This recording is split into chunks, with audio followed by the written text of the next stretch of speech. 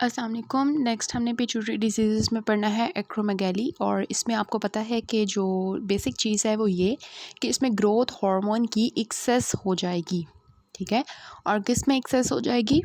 Adults में। जो आपका होता है ना, बोन्स जो है पोड़ी होती हैं, ठीक है। तो आपको पता है कि वो एपिफिसिस क्लोजर होता है। जब तक एपिफिसिस क्लोजर नहीं होता तब तक बोन्स जो हैं वो लेंथ में इंक्रीज़ होती रहती हैं, लेकिन जैसे ही बच्चे की ग्रोथ रुकनी होती है तो वो एपिफिसिस क्लोजर की बाद जो है वो ग्रोथ रुक जाती है, उसके बाद ग्रोथ नहीं होती। इस बात का तो बेसिक आपको पता होगा। तो अगर एपिफिसिस के क्लोजर से पहले ग्रोथ हार्मोन ज़्यादा हो जाएगा तो सोचने वाली बात है कि वो जो बोन्स होंगी वो बढ़ती जाएंगी। जो लोग होंगे, जो बच्चे होंगे सॉरी, वो बढ़ते जाएंगे, क्योंकि उनका क्लोजर ऑफ एपिफिस नहीं है। उनकी बोन्स बड़ी बड़ी हो जाएंगी, लंबी लंबी, तो वो उनका जो है एक पूरा स्ट्रेचर है वो बहुत लंबे लंबे लोग हो जाएंगे, ठीक है। तो दैट इज़ जाइजेंटिज्म, ठीक है। लेकिन अगर एक अडल्ट बंदा है जिसके एपिफिसिस जो है वो क्लोज हो चुके हैं, ठीक है, उसके एपिफिसिस क्लोज हो चुके थे, तो अब जो है जब क्लोज हो गए हैं तो अब बेशक जितना मर्ज़ी ग्रोथ हार्मोन बढ़ता जाए, उनकी बोन्स जो हैं वो छोटी रहेंगी, वो बढ़ेंगी नहीं, ठीक है। तो उनके जो बाकी सॉफ्ट टिश्यूज़ होंगे बॉडी के वो इनलार्ज होना शुरू हो जाएंगे ग्रोथ हार्मोन की वजह से। अब बोन्स तो उनकी बढ़नी है कोई नहीं जिसकी उनकी हाइट बढ़े, लेकिन उनके बाकी जो बॉडी के पार्ट्स हैं, ऑर्गन्स हैं, सॉफ्ट टिश्यूज़ हैं, वो इनलार्ज करना शुरू कर देंगे। तो इस वजह से उसको हम एक्रोमेगैली कहते हैं। तो सिंपल सी बात है कि acromegaly is the broadening of skeleton which results from excess of pituitary growth hormone after the epiphyseal closure.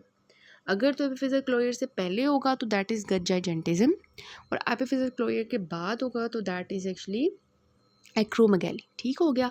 इस वजह से जो जाइजेंटिज्म होगा वो बच्चों में हमें मिलेगा और एक्रोमेगैली आपको बड़े लोगों में मिलेगा।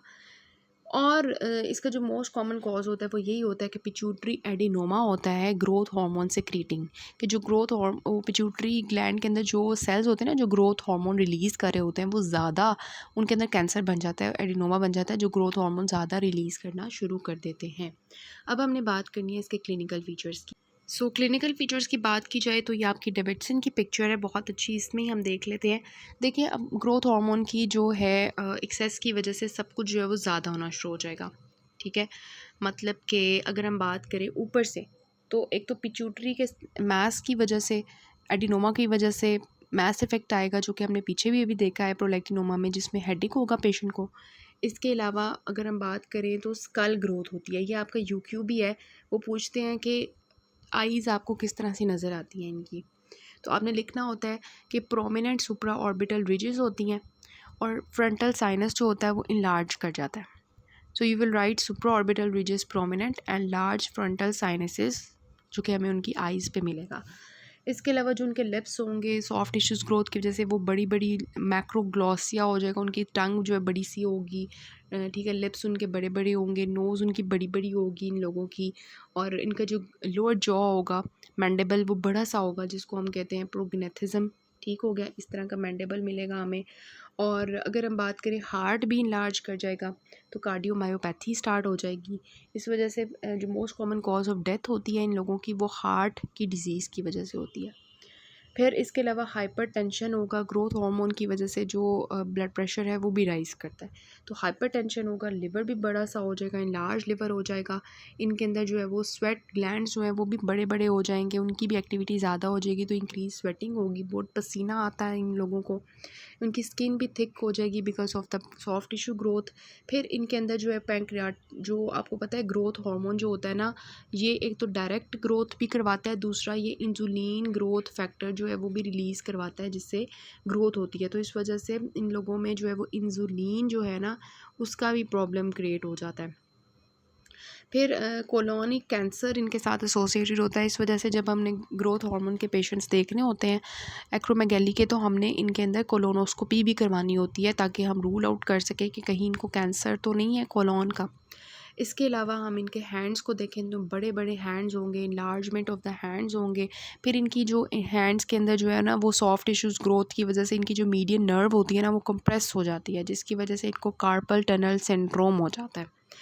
मीन्स उनको जो है ना वो न्यूरोपैथीज़ होती हैं एक किस्म की। आर्थ्रोपैथी हो, आर्थ्रोपैथी जॉइंट्स के अंदर जो है जॉइंट्स में ऐसे उनकी भी प्रॉब्लम क्रिएट हो जाएगी। मायोपैथी होगी, मसल्स पीछे नहीं रहेंगे, उनके अंदर भी ग्रोथ होगी तो मायोपैथीज होंगी, और इनके जो पाँव होंगे वो भी बड़े बड़े होंगे। Enlargement of the feet and increased heat pad thickness, ठीक है, हील पैड थिकनेस। अब ये जो क्लिनिकल फीचर्स होते हैं एज अ होल, अगर इसकी बॉडी को भी आप देखें और भी मैं आपको इसकी पिक्चर्स दिखाती हूँ तो आपको ये क्लिनिकल फीचर डायग्नोसिस में हेल्प करेंगे। इसके बाद जब हम लास्ट में सिनेरियोज डिस्कस करेंगे तो यही क्लिनिकल फीचर्स जो होंगे ये आपको जो है ना हेल्प आउट करेंगे। तो मोस्ट इम्पॉर्टेंट जो क्लिनिकल फीचर्स हैं वो इसमें जो है ना वो हमने डिस्कस किए हैं। So acro means extremity and megaly means enlargement. Hormonal disorder in adults due to excess growth hormone, which is also known as somatotropin. Continued growth of extremities, large hands, feet, face. ये भी इन्होंने picture दिखाई हुई है, ये देख लें। फिर इनके जो ये आप देखें किस तरह से जॉ इनका बड़ा बड़ा है, हैंड्स बड़े बड़े हैं इस आदमी के, ठीक है, इस तरह से मैक्रोग्नेथिया इस तरह के देखें नज़र आ रही है। इसकी लोअर जॉ देखें कितना बड़ा हुआ है। हैंड्स देखें, एक्रोमेगली हैंड देखें और नॉर्मल हैंड देखें, ठीक है। और बॉडीली डिस्कम्फर्ट, एक्रोमेगली जो है ये आर्थ्रोपैथीज कॉज करवाता है, तो इन लोगों को जॉइंट्स में भी पेन हो रही होती है। फिर आपके जो है ये आ जाता है विजुअल सिम्टम्स आएंगे बिकॉज ऑफ द, ये आपको उसमें भी मिल रहे थे प्रोलैक्टिनोमा में भी मैस इफेक्ट की वजह से। और ये स्वेटिंग नज़र आ रही है आपको, ये देखें किस तरह से स्वेटिंग इसकी इंक्रीज़ हुई हुई है, तो पसीने आ रहे होते हैं इनको, ठीक है। और ये हम लोग IGF को मेजर कर रहे हैं, ग्रोथ हार्मोन की मेजरमेंट लेते हैं हम, और ग्लूकोज टॉलरेंस भी करते हैं इसमें टेस्ट, MRI करवाते हैं, ये हम देखेंगे अभी इसके ट्रीटमेंट में। और ट्रीटमेंट में हम ये सर्जरी करवाते हैं, मेडिकेशंस देते हैं, ये सब कुछ। ये भी आप देख लीजिए इसको भी एक दफ़ा। कोमॉर्बिडिटीज़ क्या होती हैं? Hypertension, heart disease, insulin resistance, diabetes, sleep apnoea होता है इन लोगों को, CVS के इफेक्ट्स आते हैं, हेडेक्स होते हैं और आर्थराइटिस होता है। ये ग्रोथ हार्मोन के फंक्शंस नॉर्मली जो है लिखे हुए हैं, और जब इसकी एक्सेस हो जाएगी तो फिर क्या प्रॉब्लम आएगी वो आप देख लें। ये पिक्चर हमने डिस्कस कर लिया है। सो क्लिनिकल फीचर्स में देखें कि सब वही क्लिनिकल फीचर्स हैं जो हमने डिस्कस कर लिए हैं। और ये क्विक हिट जो है इसको भी हमने देखा है कि cardiovascular disease is the most common cause of death in the patients with acromegaly. Okay, उसके बाद देखें कि अब हमने जो है करना है इसका मेटाबॉलिक डिस्टर्बेंसेस भी इसमें आती हैं, वो मैंने आपको बता दी हैं कि कौन कौन सी आती हैं। पैरासेलर मैनिफेस्टेशंस में हेडेक होता है, ऑप्टिक कियास्मिन की कंप्रेशन की वजह से बायोटेम्पोरल हेमियोनोप्सिया होता है। और लेटरल ग्रोथ जब इसकी हो रही होती है ट्यूमर की, तो इसकी लेटरली पड़ा होता है कि आप पिट्यूटरी ग्लैंड के लेटरली क्या पड़ा होता है कि वर्नस साइनस होता है, तो उसकी कंप्रेशन हो सकती है। फिर वो बाकी जो नर्व्स होंगी वो प्रॉब्लम क्रिएट करेंगी जो कि वर्नस साइज के साथ पड़ी होती हैं साइनस के साथ। अगर ये इन्फीरियरली ग्रोथ करता है तो नीचे स्फीनॉइड साइनस होता है, तो उसकी इन्वेजन की वजह से जो है वो प्रॉब्लम आएगी। इसके अलावा हाइपर टेंशन होता है और स्लीप एपनिया होता है। हाइपर टेंशन क्यों होता है कि ग्रोथ हार्मोन जो है सोडियम की रीअब्जॉर्प्शन करवा रहा होता है। और स्लीप एपनिया क्यों होता है? पोस्टीरियर फ्रेंजियल वॉल में जब इसका मास जाता है ना ग्रोथ की वजह से, मास का, उसकी वजह से फिर आता है। ठीक हो गया। अब हम कर लेते हैं डायग्नोसिस की। जो साइड पे लिखा हुआ है ना अदर लैब फाइंडिंग्स एक्रोमेगैली, वो भी आप देख लें। डायग्नोसिस में देखें कि हमने क्या चेक करवाना होता है। ऑब्वियसली ग्रोथ हार्मोन एक्सेस है तो हमने उसके लेवल को चेक करवाना है। सो यू विल एक्चुअली, अगर आप ग्रोथ हार्मोन को डायरेक्टली मेजर करते हो ना तो वो एज सच इतना अच्छा रिज़ल्ट नहीं है, इतना अच्छा टेस्ट नहीं है। इस वजह से हम करते क्या हैं, आपको पता है कि जब हमारी बॉडी में ग्लूकोज का लोड आएगा, ठीक है, लोड ग्लूकोज हमारी बॉडी में होगा ना, तो उसकी वजह से ग्रोथ हार्मोन जो है ना वो कम हो जाता है। क्योंकि ग्रोथ हार्मोन क्या कर रहा होता है, ग्लूकोज के लेवल को हमारी बॉडी में ज़्यादा करता है। ग्रोथ हार्मोन जो है वो ग्लूकोज को ज़्यादा कर रहा होता है, लेकिन जो है अब जब ग्लूकोज बॉडी में ज़्यादा हो जाएगा तो ग्रोथ हार्मोन कम हो जाएगा। ठीक है, कि अब ग्लूकोज ठीक हो गया बॉडी में तो मुझे कम हो जाना चाहिए। लेकिन अगर हम ग्लूकोज बॉडी में दें, बाहर से दें, ऐसे भी तो कर सकते हैं ना कि ग्लूकोज बाहर से दें कि देखो ज़रा ग्रोथ हार्मोन्स को कम करता है कि नहीं ग्लूकोज को। तो ग्लूकोज जब हम बॉडी से बाहर से देते हैं तो उन लोगों को जिनके अंदर ग्रोथ हार्मोन ज़्यादा होगा, ठीक है, नॉर्मल लोगों के अंदर क्या होना चाहिए कि ग्लूकोज देने की वजह से उनको ग्रोथ हार्मोन कम होना चाहिए, ठीक है, कि उसको पता चले कि ज़रा ग्लूकोज बहुत ज़्यादा है, मुझे कम हो जाना चाहिए। लेकिन जो लोग हो गए जिनके अंदर ग्रोथ हार्मोन एक्सेस होगी, उनको बाहर से जितनी मर्ज़ी ग्लूकोज देते जाओ देते जाओ देते जाओ, उन्होंने ग्रोथ हार्मोन बंद नहीं करना अपना, उन्होंने एक्सेस ही रखना है। So this is actually the test जिसमें वो कहते हैं ओरल ग्लूकोज सप्रेशन टेस्ट हम देते हैं। Glucose loads fail to suppress the growth hormone, जो कि नॉर्मली लोगों में हम अगर ग्लूकोज दें तो ग्रोथ हार्मोन सप्रेस हो जाता था, इन लोगों में नहीं होगा। दिस कन्फर्म्स द डायग्नोसिस अगर हमें इंसुलिन लाइक ग्रोथ फैक्टर भी ज़्यादा मिलता है, ठीक है। तो सबसे पहले हम क्या करवाएंगे, हम ये वाला टेस्ट करवाएंगे इंसुलिन ग्रोथ फैक्टर 1 का। अगर हमें ये एलिवेटेड मिलता है तो फिर हम इन लोगों के अंदर ओरल ग्लूकोज सप्रेशन टेस्ट करवाएंगे। अगर ग्लूकोज लेने के बावजूद इन लोगों का ग्रोथ हार्मोन कम नहीं होता तो हमने फिर कंसिडर करना है कि कोई मसला चल रहा है इसके पिट्यूटरी ग्लैंड में, तो फिर हम पिट्यूटरी ग्लैंड को भी देख लेते हैं। देखें ज़रा ठीक हो गया कि ग्लूकोज के ग्रोथ हार्मोन इसका एक्सेस हुआ, तो ज़रा हम पिट्यूटरी को भी देख लेते हैं कहीं उसके अंदर कोई एडिनोमा ना बना हो। तो एमआरआई हम करवा लेते हैं। एमआरआई सॉफ्ट टिश्यूज़ के लिए होता है, इस वजह से हम एमआरआई करवाते हैं, सीटी नहीं करवाते। तो ये बात होती है।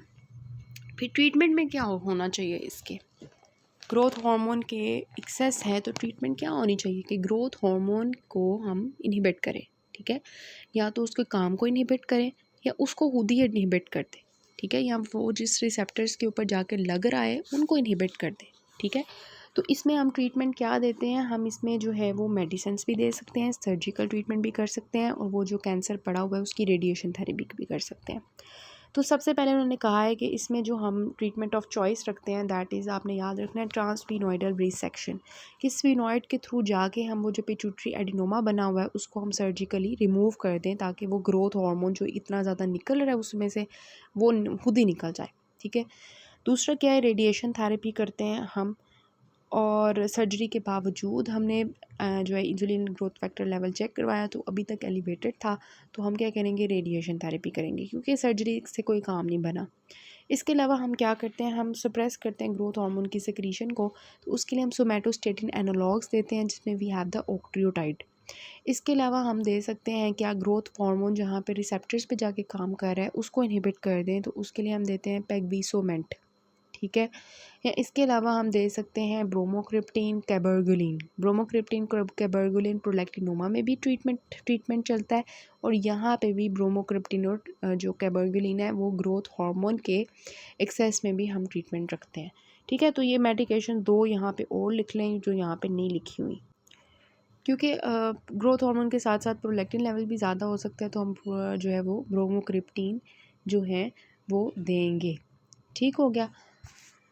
तो इस वाले SEQ को देखें, 3 SEQs आए हैं आपके एक्रोमेगैली से related. 55 years old gentle man है, उसको हेडेक हो रहा है। हेडेक क्यों होगा इन लोगों में, मैस की वजह से। फिर डॉक्टर नोट कर रहा है कि उसके फेशियल फीचर्स बहुत कोर्स से हैं, उसके hands and feet and face जो है वो बता रहा है कि 10 साल से जो है बड़े होते जा रहे हैं, और उसने अपनी फ़ोटो भी दिखाई है 12 साल पहले की जो बिल्कुल ठीक थी, लेकिन अब उसके बड़े बड़े हाथ और बड़े बड़े फेस हो गया है। तो अब आपने क्यों जो है क्या आंसर करना है डायग्नोसिस में कि एक्रोमेगैली होगा। इन्वेस्टिगेशंस 2 आपने बतानी है, जस्ट सारी नहीं लिखनी। तो इसमें जो 2 मोस्ट इंपॉर्टेंट हैं वो सीरम, सबसे पहले आप इंसुलिन ग्रोथ फैक्टर 1 लिखोगे, वो आपको एलिवेटेड मिलेगा। तो फिर आप ओरल ग्लूकोज टॉलरेंस टेस्ट करोगे जिसमें आपको glucose fails to suppress the growth hormone level, ये दोनों आपने लिख देने हैं।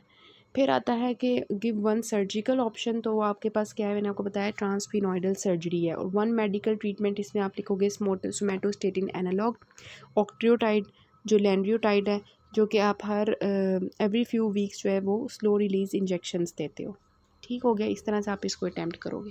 नेक्स्ट आपका क्वेश्चन है, 38 ईयर्स ओल्ड मेल है, और उसने भी यही नोट किया कि उसकी बॉडी में जो है ना उसके हाथ पाँव बड़े होना शुरू हो गए हैं, हेडेक और विजुअल डिस्टर्बेंसेस और एक्सेसिव स्वेटिंग है। हेडेक और विजुअल डिस्टर्बेंसेस क्यों होंगे, मैस इफेक्ट की वजह से, और स्वेटिंग क्यों होगी, स्वेट ग्लैंड्स की हाइपर एक्टिविटी की वजह से। प्रोमिनेंट सुप्रा ऑर्बिटल रिजेस हैं उसकी, और लोअर जॉ भी उसका बड़ा हो गया। और अब आपकी डायग्नोसिस क्या होगी, तो this will be acromegaly. Investigations आपने 4 बतानी है, तो आप लिख दोगे कि आप सीरम आईजीएफ लेवल करवाओगे, ओजीटीटी मतलब ओरल ग्लूकोज टॉलरेंस टेस्ट करवाओगे, बेसल ग्रोथ हार्मोन लेवल करवाओगे, और इसके अलावा आप जो है वो एमआरआई पिट्यूटरी करवाओगे। इसके अलावा जो हो सकती हैं वो एलिवेटेड प्रोलैक्टिन लेवल्स भी आप करवा सकते हो, मतलब दूसरे पिट्यूटरी हार्मोन्स के लेवल्स को चेक करवाओगे। और इसके अलावा आप कोलोनोस्कोपी करवाओगे, क्योंकि वी नाउ दैट इसके साथ कोलोन कैंसर का रिस्क बढ़ जाता है।